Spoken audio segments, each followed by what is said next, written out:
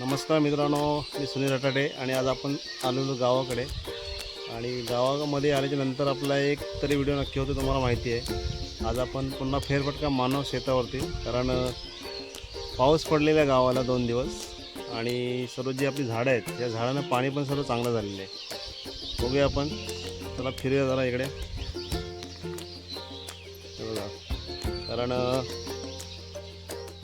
झाडं पूर्ण सुकल्यासारखी झालेली, कारण पाऊस ह्यावर्षी लेट झाला. दरवर्षी पाऊस पडतो मे महिन्यामध्ये 7-8 तारखेला, आणि ह्यावर्षी जूनची 8 तारीख आली तरी पाऊस पडला नव्हता. आता 2 दिवसापूर्वी पाऊस पडला आणि त्याच्यामुळे सर्व झाडं आपली बघा जी सुकलेली होती आता चांगलं पाणी झालेलं आहे. हे बघा इथे, बघूया आपण इकडे. बघा ह्या केळी पण सुकलेल्या आहे. बघा ह्या पण पूर्ण सुकलेल्या होत्या, आता थोड्याशा टवटवीत झालेल्या आहेत. आणि लिंबूचं झाड पण हा सुकलेला होता, दाखवतो तुम्हाला मी. हे बघा, हा लिंबूचं झाड आहे, आपण सुकत आलेला, ह्याला पाणी कमी पडलं होतं. हे बघा, हे बघा, हे सुपारीचं हे बघा, हे असं झालेलं सुकलेलं. आता पाऊस पडल्यामुळे आता टेन्शन गेलेलं आहे आपलं. झाडं तर चांगली टवटवीत होतील आता. हे बघा, की अशा पद्धतीने हे सुकले होते. नारळ पण सुकलेला आता टवटवीत झाला 2 दिवसामध्ये.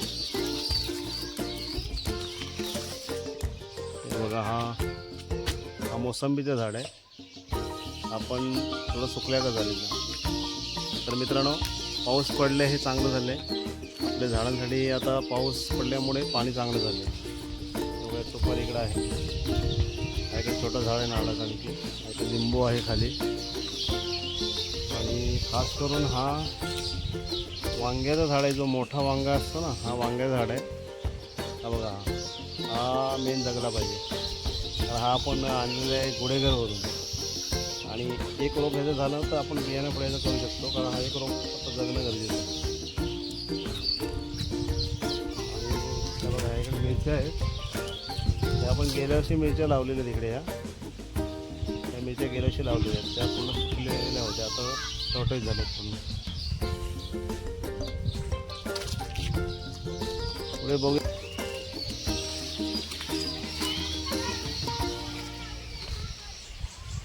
हे बघा, हा केळीचा दुसरा रोप झाला आहे. पहिला मोठी केळ होती, आपण तोडली, आता दुसरा रोप पुन्हा झालेला आहे. आणि हे बघा, हा सोनचाफ्या झाड आहे. हे बघा, उंच वाढलं पुन्हा.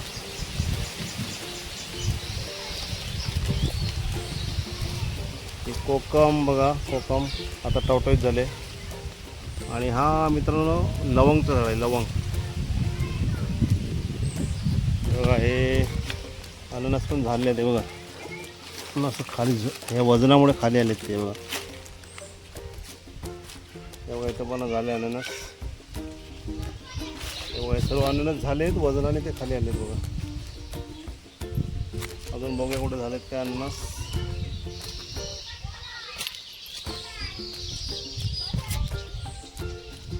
बघा, बघा इथे एक झालं, तिकडे पण झाले.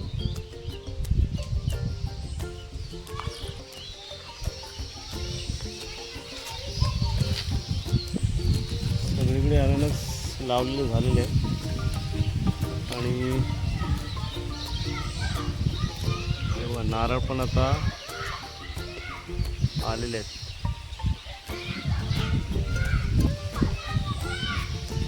बघा वरती तुम्हाला या नावाचे पण आलेले आहेत.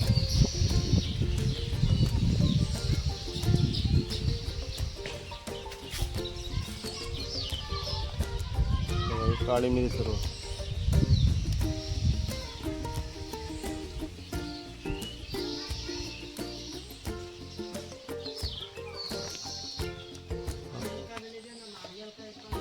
हा, हे बघा, हे नारळ बघा झाले मस्त. हे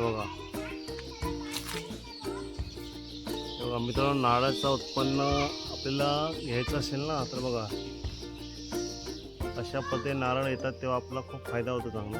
बघा इथे जवळजवळ किती आहेत, जवळजवळ 10-12 इकडे आहेत, इथे आहेत 7-8, तिकडे 4-5 आहेत, वरती आहेत. एका नारळावरती आहे ना जवळजवळ 10-18, जो आता 50 नारळ आहे. ते बघा इकडे पण दाखवतो तुम्हाला या साईडला.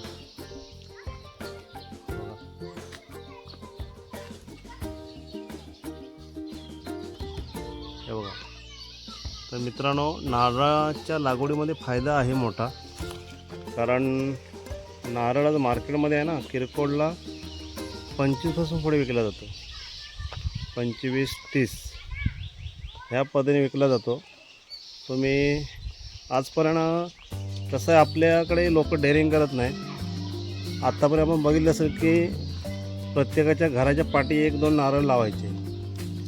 पण आपण काय केलं, आपण आता बिझनेसमध्ये उतरल्यामुळे आपल्याला आयडिया मिळाली आणि मला आता आठवड्याला जवळजवळ 200 नारळ लागतात. मग मी एक विचार केला, जर आपण 200 नारळ आठवड्याला बाहेरून घेऊन विकतोय, आपल्याला त्याच्यामध्ये फक्त वरचं मार्जिन मिळतो जे काय आहे ते, आणि त्याच्यामध्ये काही नारळ उन्हामध्ये तळकतात वगैरे, पण मग नुकसान पण होतं, काही खराब होतात. मग आपल्याला एवढं मोठी मार्जिन नाही मिळत. पण जर तेच नारळ आपल्या स्वतःच्या जागेमधून किंवा स्वतःच्या ह्या झाडामधून गेले ना, तर येणाऱ्या वर्षामध्ये चांगलं उत्पन्न आपण घेऊ शकतो. आणि ह्याच्यामुळे आपण इथे हे 50 नारळ झाडं लावलेले आहेत आणि त्याच्या अंतर्गत आपण सुपारीची लागवड पण केलेली आहे. आता सुपारी जर तुम्ही बघायला गेले तर एक सुपारी किरकोळ 3 रुपयाला विकली जाते. आपण सुपारीची 25-30 झाडं लावलेली आहेत आणि काही झाडं आपल्या इथे बास्ते आहेत. आता जसं हे नारळ बास्ते आहेत ना, हे बघा, तसे सुपारीची झाडं पण बास्ते आहेत आणि त्याच्यातून पण मोठं आपल्याला उत्पन्न आपण घेऊ शकतो. त्याच्या अंतर्गत आपण अशी झाडं लावलेली आहेत जे आपले उत्पन्न देणार आहेत. बघा, लिंबूचं झाड लावलेलं आहे. लिंबूची जवळजवळ आपण 6-7 झाडं लावलेली आहेत. हा झाड आहे सोनचाफ्याचा, जे सोनचाफा पण एक उत्पन्न देणारं झाड आहे. काय, प्रत्येक झाडाचं उत्पन्न आहे ना आपण घेऊ शकतो. सोनचाफ्याची जी फुलं असतात पिवळी, त्याला सुगंध तर असतो चांगला, पण त्याचबरोबर काचेच्या बॉटलमध्ये छोट्या, ते जर आपण आतमध्ये व्यवस्थित लावून ठेवली फुलं, तर ते दिसायला सुंदर आणि डिस्प्ले होतो. आपण टिपावरती ठेवू शकतो ते. आणि अशा बॉटल पण विकल्या जातात काचेमध्ये फुलं भरून. आणि ह्याचं वैशिष्ट्य असं आहे, ती फुलं वर्ष, 1.5 वर्ष, 2 वर्ष राहतात, चांगले खराब होत नाही काचेमध्ये ठेवल्याच्यानंतर. आणि त्याच्या अंतर्गत आपण ही काळी मिरी पण लावलेली आहे. बघा, ही काळी मिरीची वेल आणलेली आपण, एक वेल आणलेली, त्याच्यापासून हे सगळं फुटत चालले. बघा,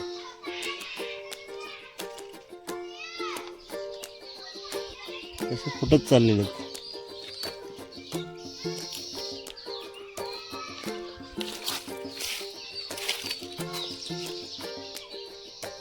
आणि ही बघा, ही वरती गेल्या बघा पूर्ण. आता हे असं फुटत जातील त्याला.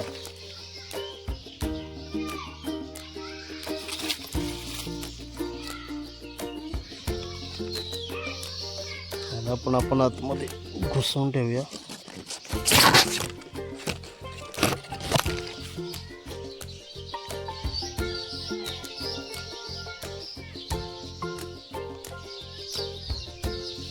यावेळेला आपण काय करणार आहोत, ह्याच्या वेली आहेत ना, ह्याला कट करून आपण ह्याची रोपं तयार करणार आहोत. बघा, अंतर्गत केळीची पण लागवड आहे. इकडे तुम्हाला मी दाखवली नण्याची पण लागवड आहे. हे बघा, नण्याची अंतर्गत लागवड केलेली आपण. त्याच्यानंतर इथे काळी मिरी बघा, ही लागवड केलेली आहे.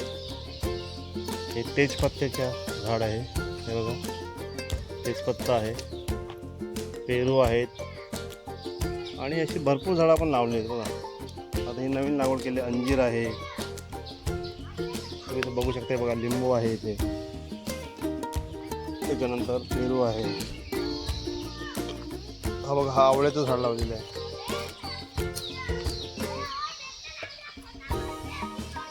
काजू आहे, फणस आहे, हा पेरूचं झाड आहे. आता ह्याला पालवी फुटे चांगले, आणि हा पेरूचं झाड पण 3-4 वर्षामध्ये बास्ता होतो. सुपारी तर आहेत, हा लिंबूचं झाड आहे इथे. सगळे अंतर्गत लागवड सगळी आपण केलेली आहे. ते बाहेरून आता हे सगळे लोक मला बोलतात की बाहेरून हे तुमची झाडं जवळजवळ आहेत, पण ते जर आतमध्ये येऊन त्यांनी बघितले त्यांच्या लक्षात येईल बघा किती रुंद आहेत. म्हणजे आपण अंतर ठेवलेलं आहे झाडांमध्ये, पण ते बाहेरून कसं दिसतं बघते वेळी सगळे हे वरती झाड हे गेलेत ना, हे सगळं वरती त्यांना जवळजवळ वाटतं, पण अंतर्गत जेव्हा आतमध्ये येतील तेव्हा समजा लांब लांब झाड आहे. ते बघा अंतर बघा किती झाडांचं, लांब लांब अंतर आहे. जेवढा हा अंतर आहे ना एवढाच अंतर आपण ह्या झाडामध्ये ठेवलेलं आहे, एवढंच अंतर ठेवलं आहे बघा. आता हा झाड आणि हा झाड बघा कुठे आहे, हा झाड आणि तो झाड बघा, असं लांब लांब आहे, पण ते बाहेरून जवळ दिसतं ते, आणि ते वरती गेल्याच्या नंतर एकदम सुटसुटीत होणार ते. तर मित्रांनो, हा व्हिडिओ खास तुमच्यासाठी बनवलेला आहे. तर अशा पद्धतीने तुम्ही गावाला लागवड करून चांगल्या पद्धतीने उत्पादन घेऊ शकता. फक्त त्याच्यासाठी एकच लागतो, मेहनत करण्याची जिद्द पाहिजे, चिकाटी पाहिजे तुमच्यामध्ये, आणि व्यवसायामध्ये पुढे जाण्याची इच्छा पाहिजे. कारण आपण बघतो बरेच आपले कोकणातली मुलं आहेत, येतात गावाला 2-4 दिवस 8 दिवस राहतात आणि पुन्हा निघून जातात. पण आल्याच्यानंतर जर आपण प्रत्येक वेळेला 5-5 झाडं जरी लावून गेलो ना, तर 5-10 वर्षामध्ये तुम्ही स्वतः एक प्रॉपर्टी, एक मोठे बिझनेसमॅन पुढे उभे राहू शकता.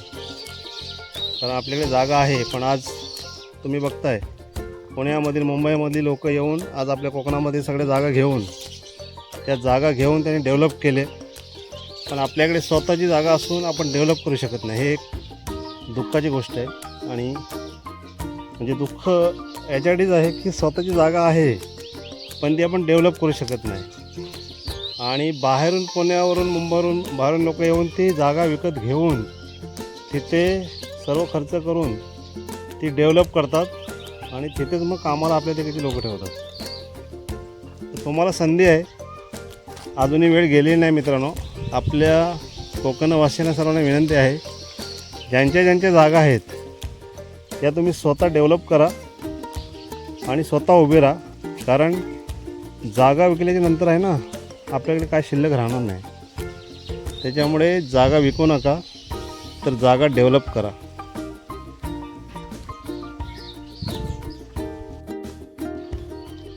तर मित्रांनो,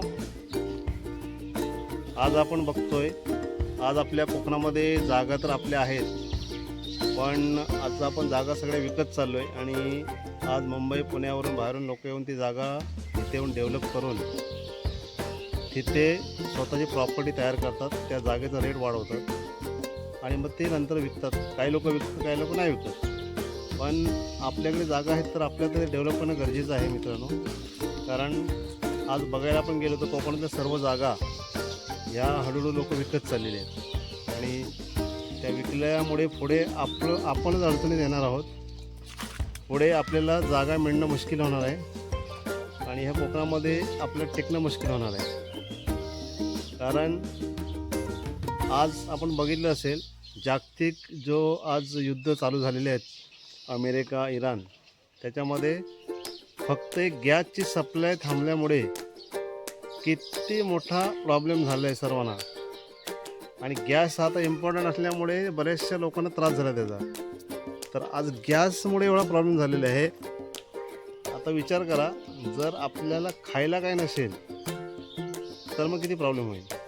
तर त्यासाठी आपली ही जर जागा असेल अशी, बघा अशी आपली जागा असेल तर तुम्ही ह्या जागेमध्ये उद्या येऊन काही लावू शकता, तुम्ही भाजी करू शकता, तुम्ही फळांची झाडे लावू शकता. म्हणजे टोटली सगळ्या गोष्टी इथून तयार होणार.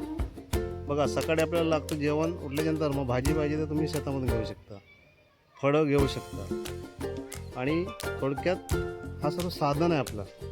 आयुष्यामध्ये आहे ना इम्पॉर्टंट काय आहे, नुसता पैसा इम्पॉर्टंट नाही. पैसा आहे पण पैशाला पण खाऊ शकत नाही ना. पैसा हा ठराविक पद्धतीने तो आपण वापरू शकतो. शेवटीला जेवण पाहिजे तर पैसा आपण खाऊ शकत नाही, जेवणच द्यावं लागणार. आणि हे जागा इम्पॉर्टंट ह्याच्यासाठी आहे की ह्याच्यामध्ये आपण अन्न धान्य पिकवू शकतो. आता तुम्ही विचार करा, जर समजा तुमच्याकडे जागा नाही आणि तुमच्याकडे पैसा आहे तर तुम्ही विकत घेऊ शकता. पण जर जे शेतकरी आहेत त्यांनी असं ठरवलं की आम्हाला फक्त आमच्यापुरती शेती करायची आहे, आमच्यापुरतंच भात करायचं, आमच्यापुरतंच फळं करायचे, विकायचे नाहीत, स्वतःपुरतं गरजेपुरतं करायचं आहे, आणि त्यांनी जर विकायचं बंद केलं तर मग तुम्ही खाणार काय? तुमच्या हातामध्ये काहीच नसणार. पण जर तुमच्याकडे जागा असेल तर तुम्ही स्वतः सगळं उत्पन्न तयार करू शकता.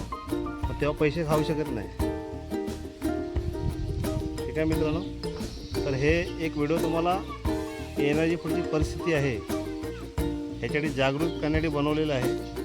आणि ही व्हिडिओ आवडली तर हे व्हिडिओ जास्त शेअर करा आणि सुनील राठाडे या चॅनलला सबस्क्राईब करा. मित्रांनो, एक छोटासा व्हिडिओ तुमच्याकडे बनवले आहे, थोडीशी माहिती दिलेली आहे, बघा कशी वाटली तुम्हाला ती. आणि सर्वांनी नक्की कमेंट करायचं आहे या व्हिडिओला. आणि व्हिडिओच्या खाली कमेंटमध्ये लिहायचं प्रत्येकजण झाडं गावाला आल्यानंतर किती लावणार, कोण लावणार की नाही लावणार, लावणं गरजेचे आहे की नाही हे पण कमेंट करा. तर भेटूया मित्रांनो पुन्हा एकदा पुढच्या नवीन व्हिडिओमध्ये. चला.